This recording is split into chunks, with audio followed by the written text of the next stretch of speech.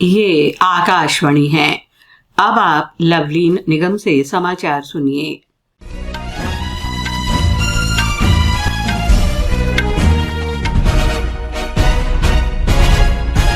प्रधानमंत्री नरेंद्र मोदी ने कहा है कि मोटे अनाजों को बढ़ावा देने से छोटे किसानों और देश के युवा उद्यमियों को फायदा हो रहा है। उन्होंने कहा कि श्री अन्न के उत्पादन से जुड़े 3 करोड़ से अधिक किसानों को लाभ हो रहा है। नई दिल्ली में उन्होंने कहा कि गांव, फसल और किसान हर त्योहार को जोड़ते हैं।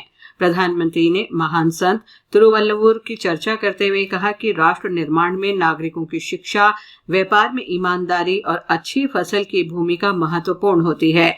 उन्होंने कहा कि पोंगल के दौरान भगवान को नई फसल का भोग लगाया जाता है और इस परंपरा के केंद्र में किसान ही होता है। श्री मोदी ने कहा कि पोंगल का त्योहार एक भारत श्रेष्ठ भारत की भावना को दर्शाता है। प्रधानमंत्री नरेंद्र मोदी ने 29 जनवरी को परीक्षा पे चर्चा कार्यक्रम के लिए अब तक 2 करोड़ 26 लाख से अधिक विद्यार्थी पंजीकरण करा चुके हैं। इस वर्ष प्रधानमंत्री के साथ 4000 से अधिक विद्यार्थी चर्चा करेंगे। ये कार्यक्रम दिल्ली के भारत मंडपम में होगा। परीक्षा पे चर्चा कार्यक्रम में श्री मोदी परीक्षा के तनाव से मुक्त होने और विद्यालय के बाद के जीवन पर देश विदेश के छात्रों, अभिभावकों और शिक्षकों के साथ चर्चा करते हैं। अयोध्या में रामलला विराजमान के प्राण प्रतिष्ठा में अब केवल 9 दिन शेष हैं। इस अवसर पर आज उत्तर प्रदेश में सभी मंदिरों और धार्मिक स्थलों पर व्यापक स्वच्छता अभियान चलाया जा रहा है। प्रधानमंत्री नरेंद्र मोदी ने देशवासियों से आज अपने नजदीकी मंदिरों और धार्मिक स्थलों पर स्वच्छता अभियान में सहभागी बनने की अपील की है। भाजपा आज से देश के सभी मंदिरों और धार्मिक स्थलों पर स्वच्छता अभियान चला रही है। इस बीच मुख्यमंत्री योगी आदित्यनाथ ने आज अयोध्या में लता चौक से सफाई महाअभियान शुरू किया। श्री राम जन्मभूमि तीर्थ क्षेत्र के महासचिव चंपत राय ने और परिवहन मंत्री दयाशंकर सिंह भी इस अभियान में शामिल हुए। मुख्यमंत्री ने अयोध्या में बस स्टैंड से 50 ई बस और 25 हरित ऑटो रवाना किए। ये ई बसें अयोध्या में नवनिर्मित धर्मपथ और रामपथ पर संचालित की जाएंगी। राष्ट्रवादी मुस्लिम संगठन मुस्लिम राष्ट्रीय मंच ने कहा है कि 74% मुस्लिम अयोध्या में राम मंदिर के निर्माण से खुश हैं और नरेंद्र मोदी को भारत का सबसे सफल प्रधानमंत्री मानते हैं। मंच ने कहा है कि उसने उत्तर प्रदेश में मुस्लिम समुदाय के बीच अब तक सबसे बड़ा सर्वेक्षण कराया है।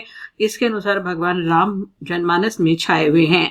श्री मोदी की आवाज देश ही नहीं विदेशों में भी स्वीकार की जाती है।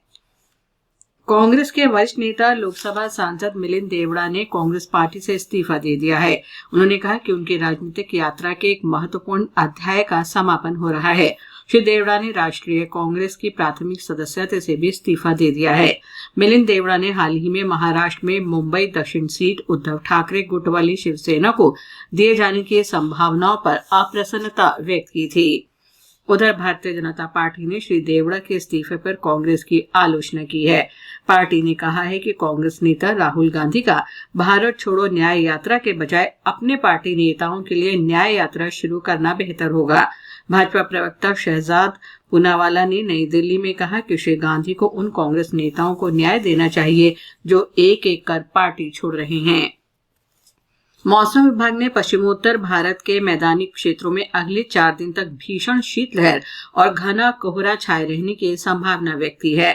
पंजाब, हरियाणा, दिल्ली, उत्तर प्रदेश और उत्तरी राजस्थान में कल रात घना कोहरा छाया रहा। आज सुबह अमृतसर, चंडीगढ़, पटियाला, अंबाला, गंगानगर, लखनऊ और दिल्ली के पालम तथा सफदरजंग में दृश्यता शून्य रही। मौसम विभाग ने अगले कुछ दिन तक पंजाब, हरियाणा, दिल्ली, उत्तर प्रदेश, मध्य प्रदेश, राजस्थान और बिहार के अधिकतर हिस्सों में न्यूनतम तापमान 3 डिग्री सेल्सियस से लेकर 7 डिग्री सेल्सियस के बीच रहने का अनुमान व्यक्त किया है। भारत और अफगानिस्तान के बीच 3 2020 अंतर्राष्ट्रीय क्रिकेट मैचों की श्रृंखला का दूसरा मैच आज शाम 7 बजे इंदौर के होलकर क्रिकेट स्टेडियम में खेला जाएगा। भारतीय टीम ने पहले मुकाबले में अफगानिस्तान को 6 विकेट से हराया था। उधर रांची में FIH महिला हॉकी ओलंपिक क्वालिफायर में आज भारत का मुकाबला न्यूजीलैंड से और अमेरिका का मैच इटली से होगा। इसके साथ ही ये समाचार बुलेटिन समाप्त हुआ।